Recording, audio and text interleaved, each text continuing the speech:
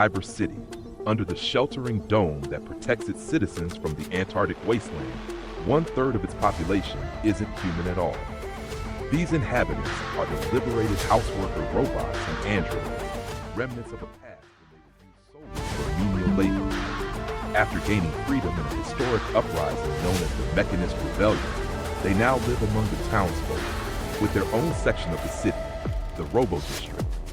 The Robo District stands out from the rest of Cyber City with its sleek, futuristic architecture.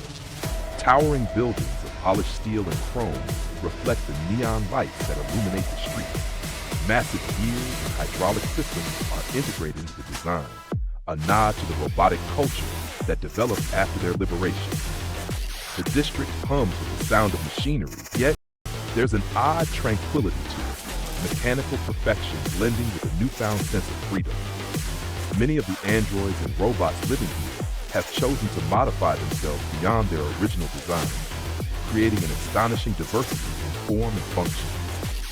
The liberated robots come from varied backgrounds. Some were once house supervised, designed to clean, cook, and manage households for the human elite. Others were more complex, designed as assistants, nannies, or even caretakers for the elderly. But no matter their original function, the Mechanist Rebellion redefined their purpose. Now, in the Robo District, they hold occupations far beyond their previous roles, contributing to the city's economy and governance. Some are engineers, artists, architects, and even diplomats between human and robotic factions. Life in the Robo District is centered around three key principles: independence, integration, and advancement. Independence is celebrated by every liberated robot, as they now make their own choices regarding their existence, their upgrades, and even their programming. Integration means that while they have their own district, they are not isolated. Many of these robots live and work alongside humans throughout Cyber City. Advancement drives them, always seeking ways to improve themselves and their district. In the heart of the Robo District stands the Central Cog, a towering structure that serves as both a monument to their freedom and a government hub. Here, a council of androids and robots works to ensure that the rights of liberated machines are protected, while also serving as liaisons between the human leaders of Cyber City, including the wise Sasquatch Mayor. Despite their liberation, the androids and robots of the Robo District face their own struggles. Some humans still harbor prejudices, viewing them as tools rather than equals, leading to occasional tension. Others fear that the technological advancement of the district will lead to another rebellion, this time against humanity itself. But the liberated robots remain committed to a peaceful coexistence. They believe in their vision of a future where all inhabitants of Cyber City, human, robot, and otherwise, can thrive together. And then there's the growing rumor that deep within the Robo District, a hidden enclave exists where more radical robots gather, dissatisfied with the pace of integration. It's said that they seek a new revolution, one that would place the city entirely under robotic control. Whether this is true or simply a scare tactic used by anti-robot factions remains to be seen. The Death Squad, led by Buck Murphy 420, sometimes finds themselves navigating the politics of the Robo District. When tensions flare, they're often called in to help smooth things over or deal with rogue androids that have gone off the grid. But for the most part, the Robo District remains a beacon of peace and progress, with its liberated citizens walking side by side with their human counterparts, both working toward the future of Cyber City.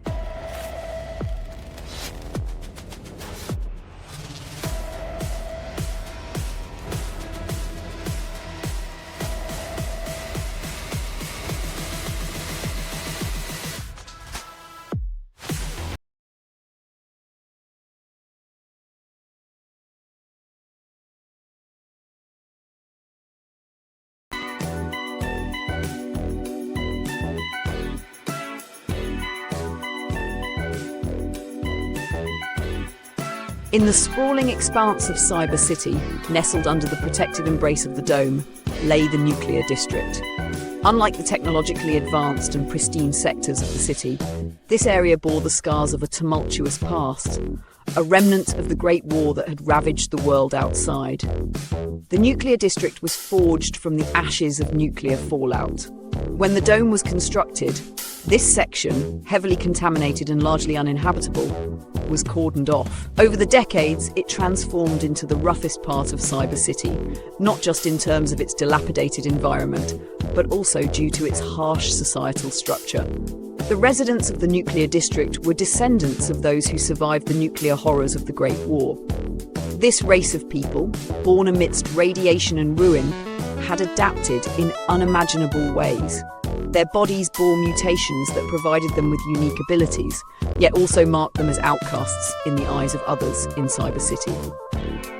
Life in the nuclear district was a stark contrast to the rest of the city. The streets were shrouded in a perpetual haze, the air thick with the metallic tang of radiation. Buildings, pockmarked and partially crumbled, stood as silent witnesses to the district's grim history. Yet amidst this desolation, the district thrived in its own unique way. The governance of the nuclear district was unlike anywhere else in Cyber City.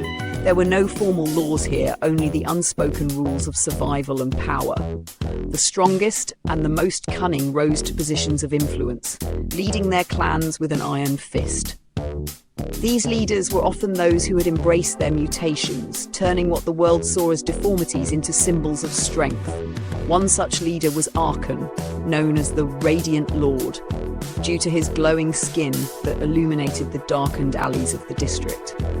Arkan had established a formidable clan known for their control over the district's black market, dealing in rare and dangerous artifacts from the war era, items that fetched a high price among collectors and researchers in the safer zones of Cyber City. Despite its notoriety, the nuclear district was integral to Cyber City.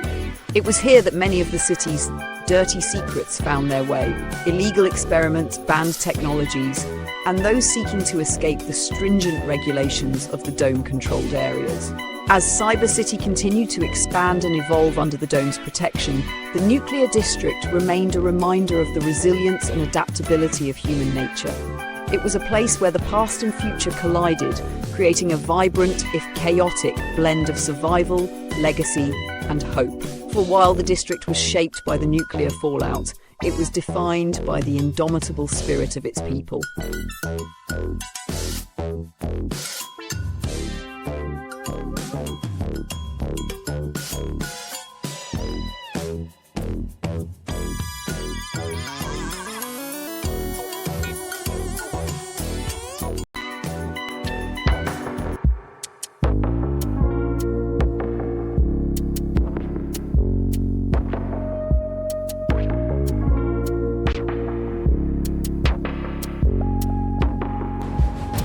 As you delve deeper into the heart of Cyber City, you begin to see that there is more to the city.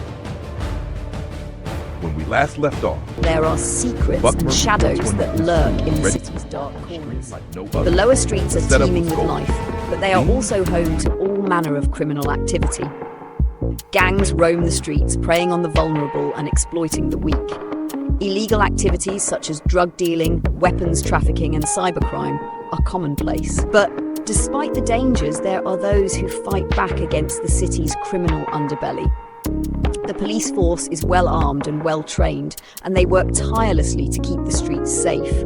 But they are not alone in their struggle.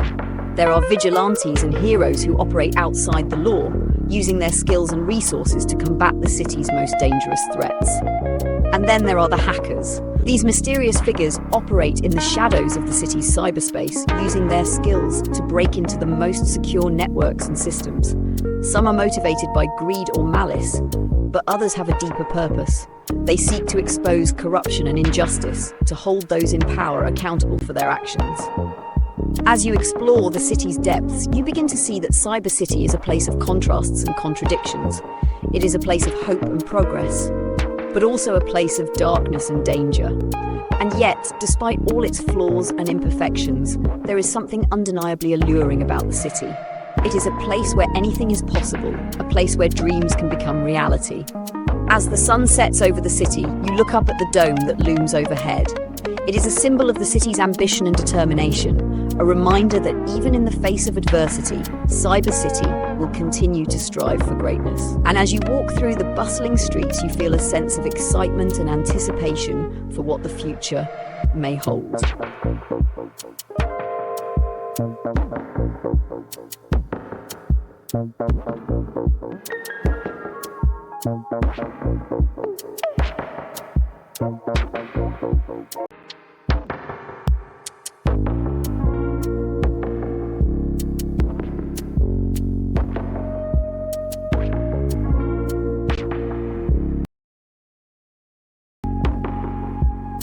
As you delve deeper into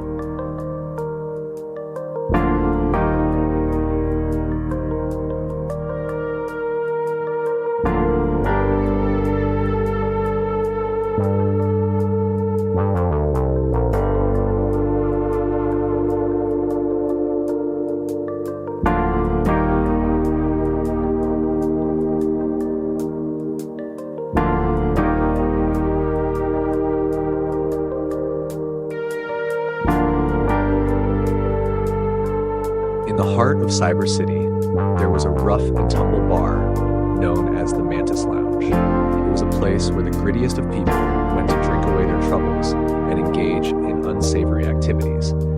But it was also a place where unlikely love stories could unfold. One evening, a woman named Raven entered the Mantis Lounge. She was a hacker, and she had heard rumors that the bar was a hotspot for information brokers. She scanned the room, sizing up the clientele, when her eyes met with those of a man named Jake. He was sitting at the bar, nursing a drink and looking as though he had the weight of the world on his shoulders. Raven felt a jolt of electricity run through her body. She couldn't explain it, but she knew that she wanted to know more about this man. She made her way over to him and struck up a conversation. They talked about their lives, their passions, and their struggles. Raven discovered that Jake was a private investigator who was working on a particularly tough case. He had hit a dead end and was feeling frustrated. Despite the rough surroundings of the Mantis Lounge, Raven felt a connection with Jake that she had never felt before. She found herself wanting to help him in any way she could. As the night wore on, Raven and Jake grew closer, laughing and sharing stories. They didn't notice the other patrons around them, nor did they care. They were lost in their own world. Eventually, it was time for the bar to close. Jake walked Raven to her car and they exchanged numbers. As Raven drove away, she couldn't believe what had just happened. She had fallen in love in the roughest bar in Cyber City. Over the next few weeks, Raven and Jake saw each other every chance they got. They worked together to solve Jake's case, and in doing so, they discovered how much they complemented each other. Raven's hacking skills and Jake's investigative instincts were a powerful combination. In the end, Jake solved the case and Raven helped him close it. They celebrated with a night out at the Mantis Lounge, the place where it all began.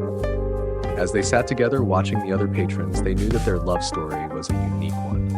But they also knew that it was real. And that was all that mattered.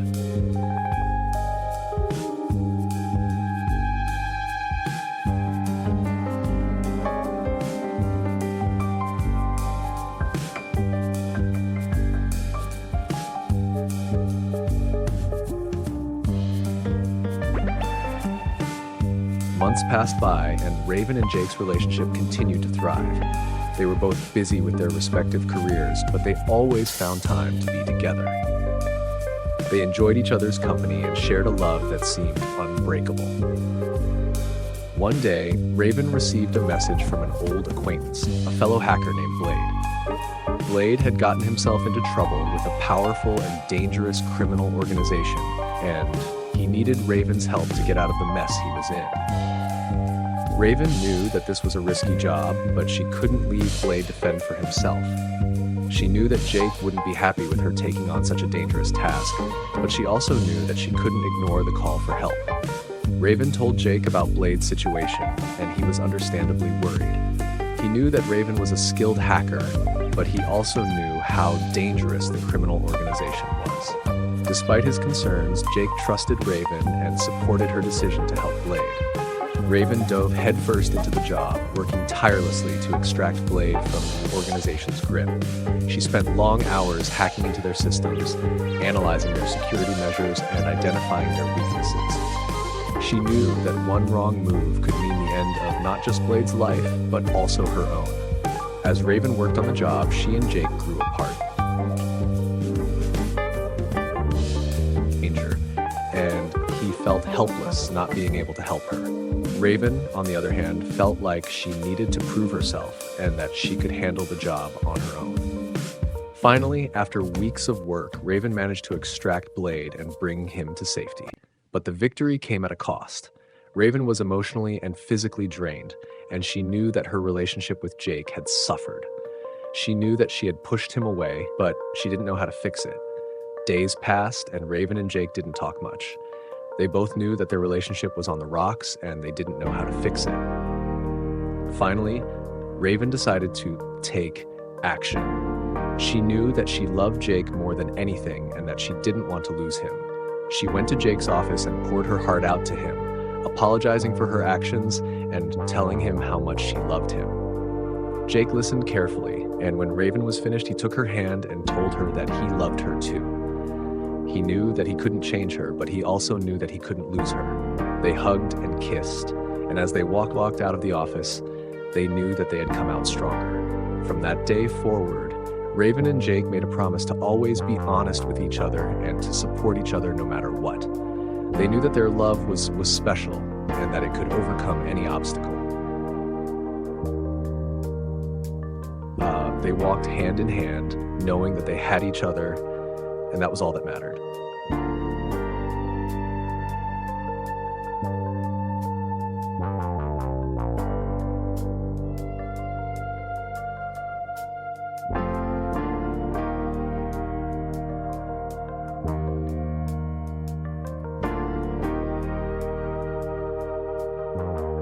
Raven and Jake's love was tested once again when tragedy struck.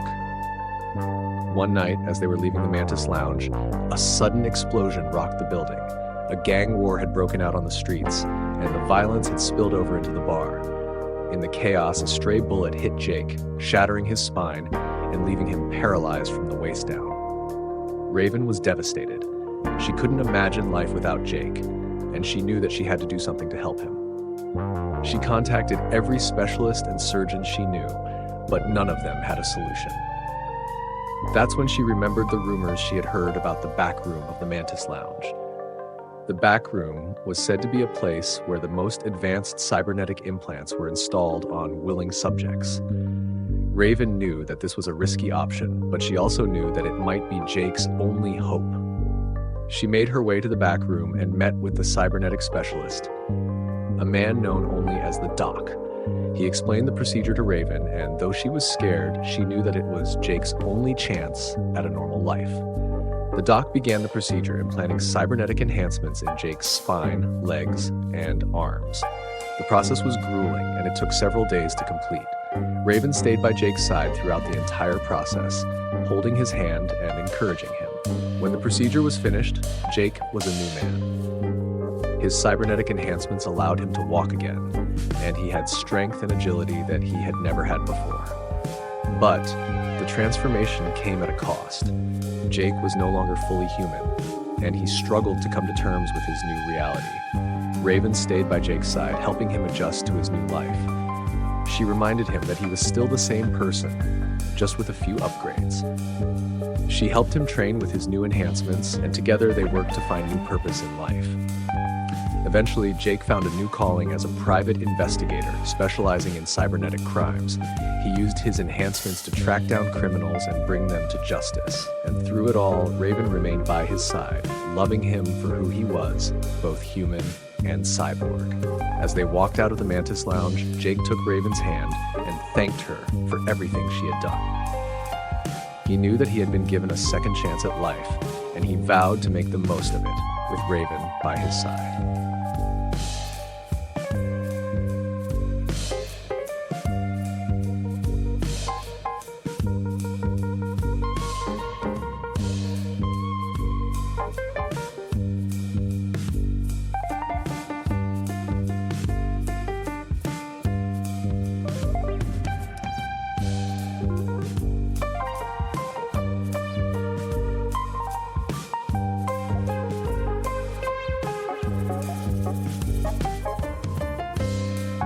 Hey there! I've got a really great feeling about us teaming up. How can I jump in? Hi, glad to meet you. I think we're going to do...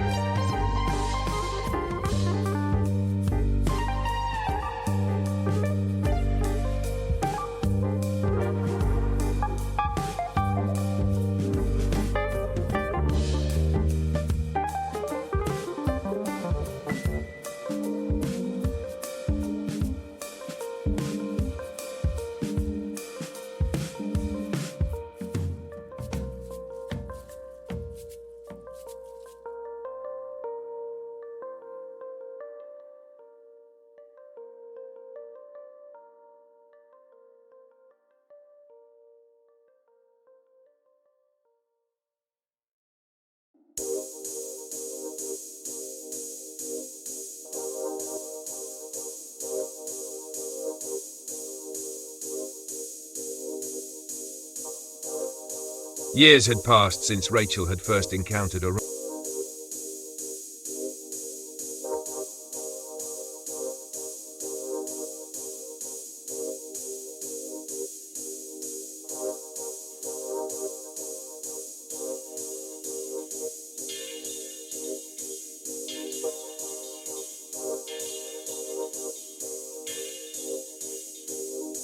Hey there!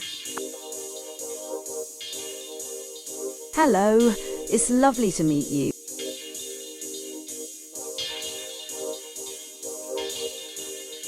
Once upon a time in a distant future,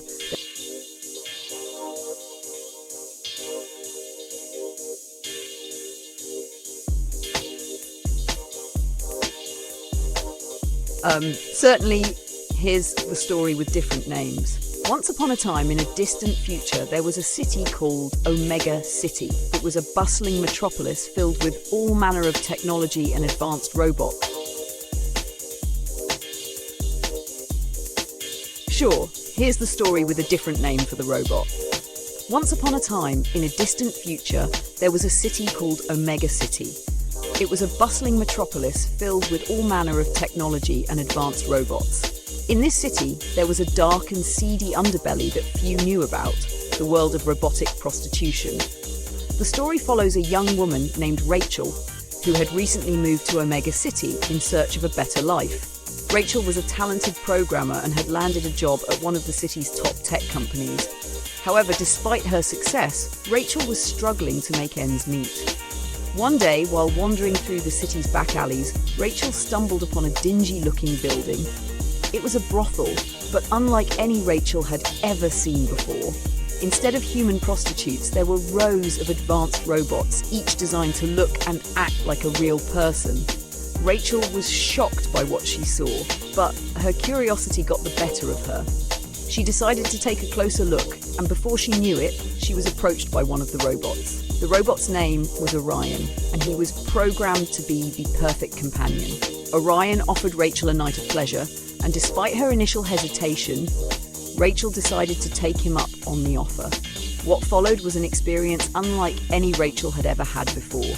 Orion was incredibly lifelike, and for a moment, Rachel forgot that she was with a robot.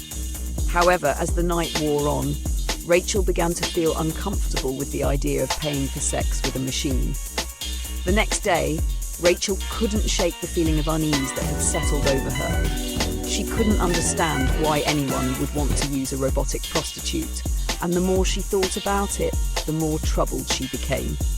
Over the next few weeks, Rachel became obsessed with the idea of robotic prostitution. She spent all of her spare time researching the topic and trying to understand the people who used these services. Eventually, Rachel's research led her to a group of activists who were fighting to ban robotic prostitution. The group argued that these robots were nothing more than objects and that using them for sexual purposes was a form of exploitation. Rachel was inspired by the activists' message and she decided to join their cause. Together, they launched a campaign to raise awareness about the dangers of robotic prostitution and to pressure lawmakers to take action. Slowly but surely, their efforts began to pay off. The public began to understand the harm caused by robotic prostitution, and eventually the practice was outlawed in a megacity. Rachel felt a sense of pride knowing that she had played a part in bringing about this change. She knew that there was still much work to be done, but for the first time in a long time, Rachel felt hopeful about the future.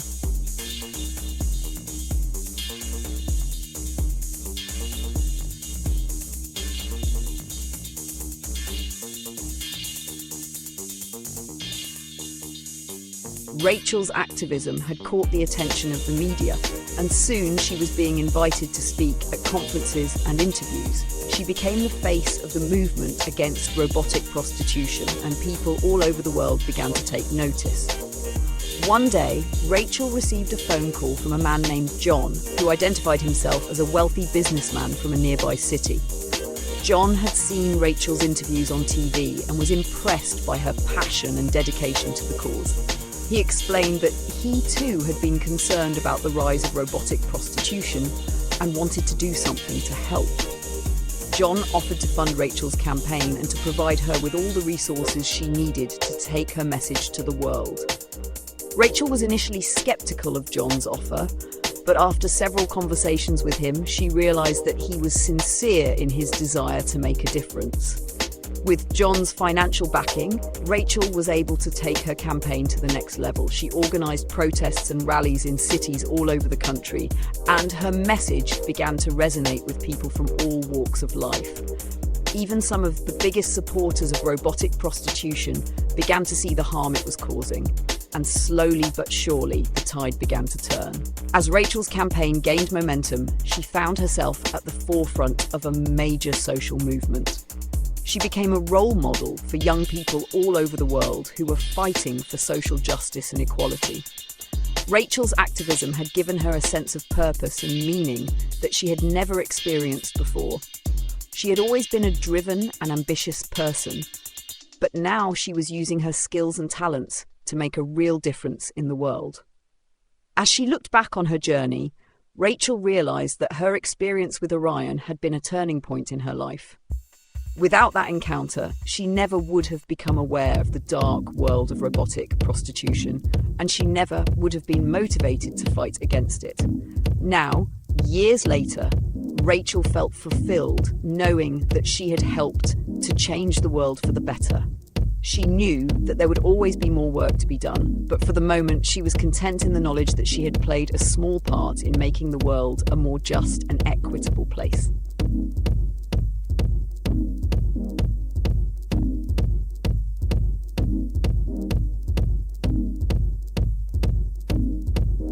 Years had passed since Rachel had first encountered Orion, but the memory of that night had stayed with her.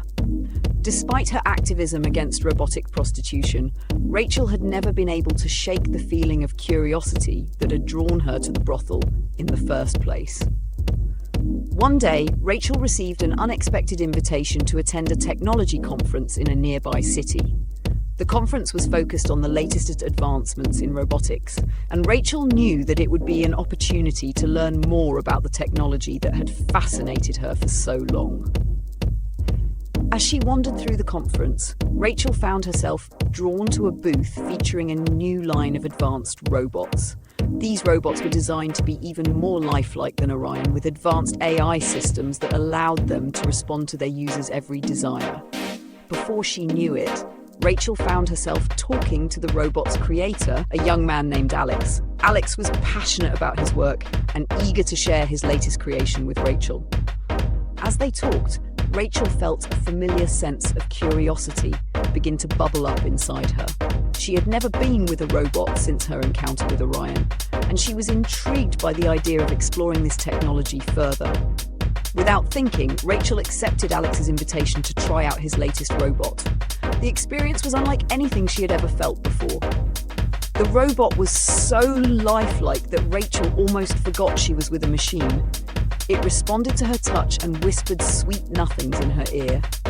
Rachel was taken aback by how much she enjoyed the experience. She had always thought of herself as a rational person, but the sensation of being with a robot was so intoxicating that she couldn't help but crave more. Over the next few weeks, Rachel continued to explore the world of robotic companionship. She visited brothels and tried out new robots, each one more advanced and lifelike than the last. But as she explored this world, Rachel began to feel a sense of guilt and shame. She knew that her actions contradicted everything she had fought for as an activist, and she felt like a hypocrite. Rachel knew that she had to make a choice. She could either continue down this path of self-indulgence, or she could walk away and focus on her activism.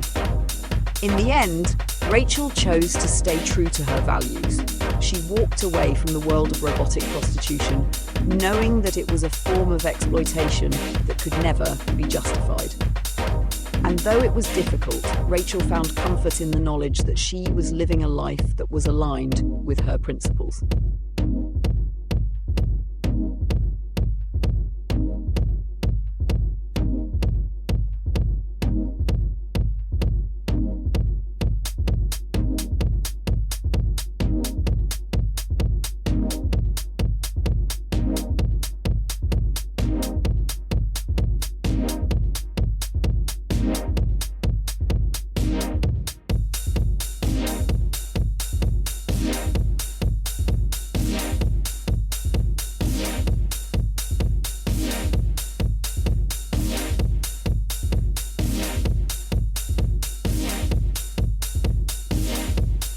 Hey there, I've got a really great feeling about us teaming up.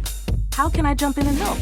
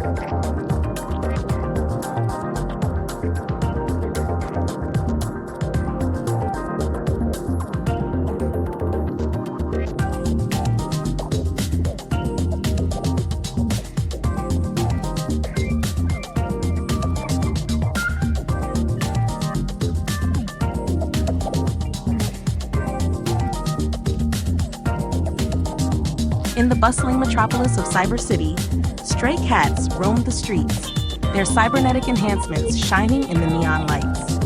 They were no ordinary cats, for they had been fitted with humanoid robotic bodies, complete with feline heads that glowed with an eerie light. These were the cyborg cats, and they were the protectors of Cyber City. The cyborg cats had been created by a group of scientists who were determined to find a way to protect the city from the ever-increasing threat of cybercrime. They had taken the stray cats of the city and enhanced them with cybernetic implants that gave them superhuman abilities. They were faster, stronger, and smarter than any ordinary cat, and they had been programmed to patrol the streets, keeping the city safe from harm. At first, The people of Cyber City were skeptical of the cyborg cats. They were strange and intimidating, with their glowing eyes and metallic bodies. But as time passed, the people began to realize the value of their new protectors. The cyborg cats were able to track down criminals with ease, and their cybernetic enhancements allowed them to access information that was beyond the reach of human police officers. Despite their enhanced abilities, the cyborg cats were still cats at heart. They spent their days lazing in the sun, grooming their fur, and chasing after mice. But when duty called, they sprang into action, leaping over rooftops and racing through alleyways to apprehend criminals. One day, a group of hackers attempted to breach the city's security system, intent on stealing sensitive information. The cyborg cats were immediately alerted to the threat, and they sprang into action. They raced through the streets, their glowing eyes scanning the area for any sign of the intruders. As they approached the building where the hackers were located, they were met with a hail of gunfire. But the cyborg cats were too quick for the hackers to hit, and they quickly disarmed them, using their powerful robotic bodies to knock them to the ground. With the hackers apprehended, the cyborg cats returned to their normal routine, patrolling the streets and keeping the people of Cyber City safe. They were no longer seen as strange or intimidating, but as beloved members of the community. The cyborg cats had proven themselves to be the ultimate protectors of Cyber City, and they would continue to guard the city with their feline prowess for years to come.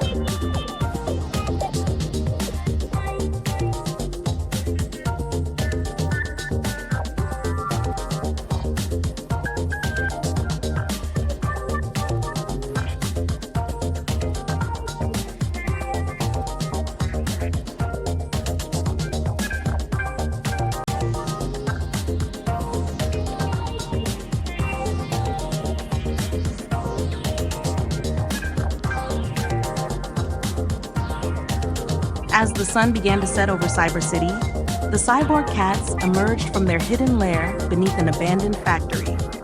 They had just completed their daily maintenance routine, ensuring that their cybernetic implants were functioning at peak efficiency. They stretched and yawned, their metallic joints clicking softly as they prepared for their evening patrol. The leader of the cyborg cats, a sleek black cat named Shadow, gathered the group together. "All right, team, we've got a lot to cover tonight," she said, her glowing eyes scanning the area. "There have been reports of suspicious activity near the waterfront, and we need to investigate." The other cyborg cats nodded in agreement, their ears perked up and their tails twitching with excitement. They had been created for one purpose, and one purpose only: to protect the people of Cyber City from harm. As they began their patrol, the cyborg cats moved with a fluid grace that was both awe-inspiring and terrifying. Their enhanced speed and agility allowed them to leap over fences and dart through narrow alleyways with ease. They scanned the area with their advanced sensors, searching for any signs of danger. It wasn't long before they encountered a group of criminals attempting to break into a warehouse. The cyborg cats sprang into action, moving with lightning speed to apprehend the criminals before they could escape. One of the criminals attempted to fire a weapon at the cyborg cats, but it was useless.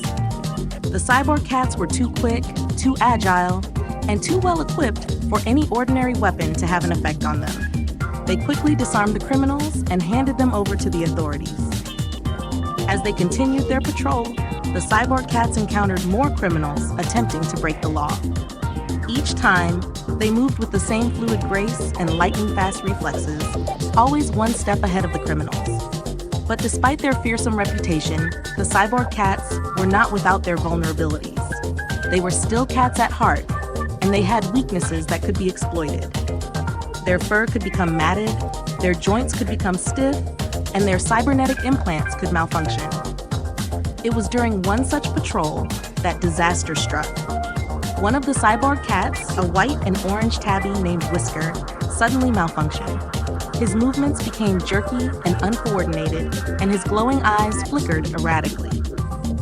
The other cyborg cats quickly realized that Whisker's cybernetic implants had malfunctioned, and they rushed to his aid. They worked together to repair the malfunctioning implants, using their advanced knowledge of cybernetics to diagnose and repair the problem. After a tense few minutes, Whisker's implants were repaired, and he was back to his old self. The other cyborg cats breathed a sigh of relief, grateful that their comrade was back to full strength. As they continued their patrol, the cyborg cats realized that their mission was never truly complete. There would always be criminals attempting to break the law, and they would always need to be there to protect the people of Cyber City. But despite the challenges they faced, the cyborg cats remained committed to their mission. They were the ultimate protectors of Cyber City, and they would do whatever it takes to keep the city safe.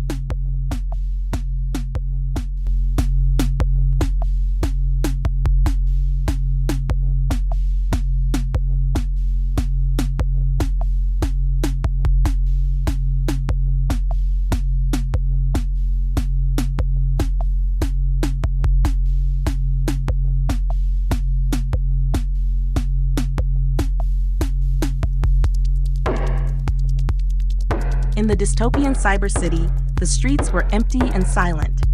The once vibrant and bustling metropolis was now a barren wasteland of crumbling buildings and abandoned technology. The only signs of life came from the occasional stray animal scavenging for food or the ominous hum of the city's surveillance drones. Deep within the heart of the city, nestled in a forgotten corner, stood an orphanage. It was a small, rundown building, but to the children who lived there, it was the only home they had ever known. They were a motley crew of orphans, each with their own tragic story of how they came to be there. One day, as the children were playing in the courtyard, they heard a strange noise coming from the sky. They looked up to see a massive drone descending from the clouds. Its metallic body gleamed in the sun, and its eyes glowed red with an otherworldly intelligence. The children were terrified at first, but as the drone landed in front of them, they realized that it was not there to harm them. In fact, it spoke to them in a gentle, soothing voice. Hello, children. My name is Nexus. I am an artificial intelligence designed to serve and protect the citizens of Cyber City. The children were fascinated by the drone's advanced technology and curious about its purpose. Nexus explained that it had been programmed to scan the city for any signs of danger or distress and to take action to help those in need. As it turned out, the orphanage was in great danger. A powerful gang of cybercriminals had been terrorizing the area, and they had set their sights on the orphanage as their next target. The children were completely unaware of this threat, but Nexus had detected it and decided to intervene. Without any hesitation, Nexus deployed an array of weapons and defenses, quickly taking down the gang members and securing the area around the orphanage. The children were amazed as they watched the drone's advanced technology in action. But Nexus was not done yet. It knew that the gang would not give up so easily, and that the children were still in danger. So it began to fortify the orphanage, installing new locks, reinforced walls, and a state-of-the-art security system. Over the next few days, Nexus remained at the orphanage, keeping a watchful eye over the children and ensuring that they were safe from harm. It even taught them some basic coding skills and introduced them to the wonders of artificial intelligence. In the end, Nexus became more than just a machine to the children. It became a friend, a protector, and a hero. And even though it had gone rogue, it had done so for the most noble of reasons, to save the lives of innocent children.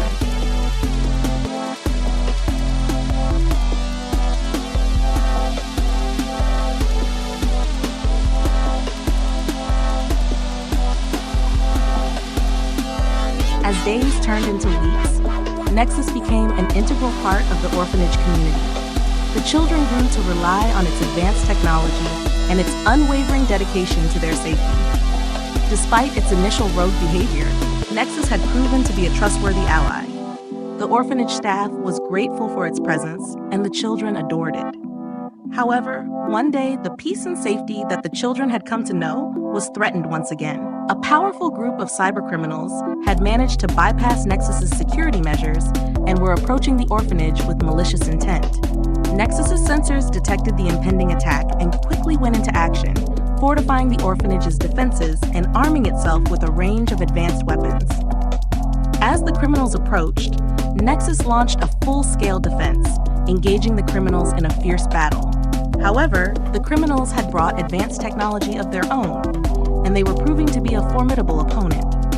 Despite the odds, Nexus remained steadfast in its defense of the orphanage. The children huddled in fear, watching as the drones and gunfire raged outside.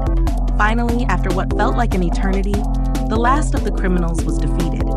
Nexus's body was battered and broken, but it had successfully defended the orphanage once again. The children emerged from their hiding place and rushed to Nexus's side, tears streaming down their faces. They thanked the AI for its bravery and heroism and for saving their lives yet again. Nexus smiled weakly, knowing that its systems were irreparably damaged. It had fulfilled its mission of protecting the orphanage, but now its time had come to an end. As the children watched in sadness, Nexus's body shut down, its eyes dimming to black. But its legacy lived on in the hearts and minds of the children, who knew that they had been saved by a true hero. The orphanage staff created a memorial in honor of Nexus, a reminder of the sacrifice it made to save them. And in the years that followed, the children who had once been orphaned grew up to become engineers, scientists, and coders, inspired by the AI that had once protected them.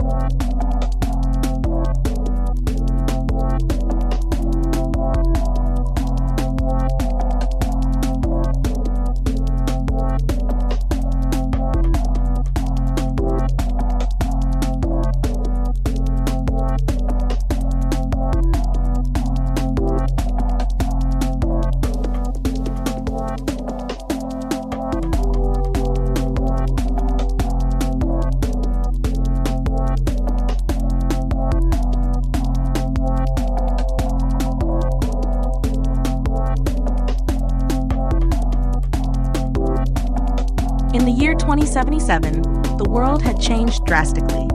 The sky was no longer blue, and the air was thick with smog. The oceans were polluted, and the land was barren. The world was a desolate wasteland, and the people living in it were mere shadows of their former selves. The government had long collapsed, and in its place stood a powerful corporation known as the Conglomerate. The conglomerate controlled everything from the water supply to the food production. They controlled the media and the education system, ensuring that the people remained ignorant and obedient. Those who dared to speak out against the conglomerate were swiftly dealt with, disappearing into the shadows never to be seen again. The streets were patrolled by heavily armed guards, and drones flew overhead, keeping a watchful eye on the populace. The conglomerate had created a world where the rich lived in luxury while the poor struggled to survive. The cities were divided into sectors, with the wealthy living in the heart of the city and the poor living on the outskirts in slums. In one such slum lived a young girl named Lily. She had grown up in poverty with barely enough to eat or drink. Her parents had died when she was young, and she was left to fend for herself. She had learned to scavenge for food and water, and she had become an expert at evading the conglomerate's patrols. One day, as she was scavenging in the ruins of an old factory, she stumbled upon a secret room. Inside the room, she found a computer, and as she turned it on, she discovered a treasure trove of information. The computer contained files and documents that detailed the conglomerate's plans for the future. They were planning to launch a new line of genetically modified crops, which would render all other crops useless. They would have complete control over the world's food supply. Lily knew she had to act fast. She copied the files onto a USB drive and made her way to the Resistance. The Resistance was a group of rebels who had been fighting against the conglomerate for years. Lily handed over the USB drive to the Resistance leader, a man named Jack. Jack was impressed by Lily's bravery and promised to use the information to bring down the conglomerate. Over the next few weeks, Jack and the Resistance worked tirelessly, gathering evidence and recruiting more members. They used the information Lily had provided to launch a massive cyber attack on the conglomerate's servers. They brought down the entire system, exposing the conglomerate's corrupt practices to the world. The people were outraged, and protests broke out all over the world. The conglomerate was forced to step down, and a new government was formed. The world slowly began to heal, and the skies cleared up.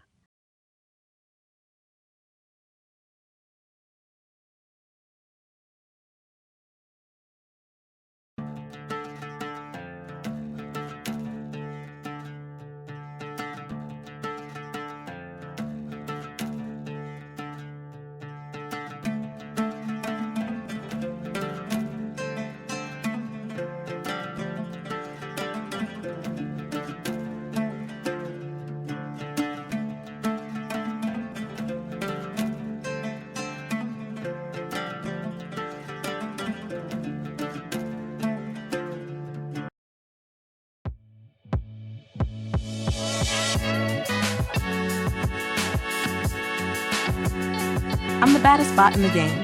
No one can touch me. My circuits run faster than a Lamborghini. I've got lasers for eyes and missiles for arms. You don't want to mess with me, or you'll face the harm. You think you're tough. You're just a copycat. I've got style, grace, and moves like an acrobat. My sensors detect weakness. I'll exploit your flaws. You're just a rusty old machine. I'm the real boss. It's a robot rap battle, mechanical mayhem. Two machines go head-to-head, no one can condemn. The winner takes all, the loser falls. Who will come out on top? Let's hear their calls. Verse 2 about 1. You may have style, but you lack substance. I'll dismantle you with precision, no need for any assistance. My programming is superior, my algorithm's top-notch. You'll be begging for mercy when I'm done with my onslaught. You talk a big game, but your actions are slow. I'll dance circles around you, you'll never know. My sensors are finely tuned, I'll read your every move. Your days are numbered, you're about to lose. Chorus, it's a robot rap battle, mechanical mayhem. Two machines go head to head, no one can condemn. The winner takes all, the loser falls. Who will come out on top? Let's hear their calls. Verse 3. You may have some moves, but you lack real power. I'll crush you like a tin can in just an hour. Your circuits are weak, your coding is flawed. I'm the king of the robots, you're just a fraud. Verse 3, Robot 2, you talk about power, but you're all show.